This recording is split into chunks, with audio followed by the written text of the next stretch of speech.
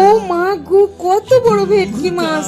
এক কাজ করি, এত বড় মাছটা বিক্রি করলে অনেক দাম পাওয়া যাবে।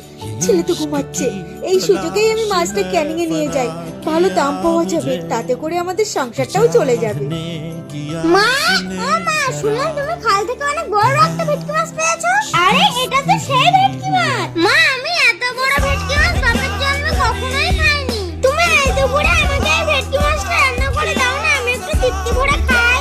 কিন্তু বাবা, এই মাছটা বিক্রি করলে অনেক মোটা টাকা পাওয়া যাবে, আর সেই টাকা দিয়ে অনেক চালও কিনতে পারবো, আর তাতে করে আমাদের এক মাস ভালো রকম সংসার চলে যাবে। মা, তবুও হে ভগবান, এখন যে আমি কি করি? ছেলেটার মুখের সামনে দিয়ে মাছটা আমি কি করে বিক্রি করতে নিয়ে যাই? কি যে করি? আচ্ছা ঠিক আছে, এই মাছটাই তোকে আমি আজ দুপুরে রান্না করে খাওয়াবো। ও কি মজা! হ্যাঁ, একটা মায়ের কাছে সন্তানের খুশির চেয়েও আর কিছু বড় হতে পারে না।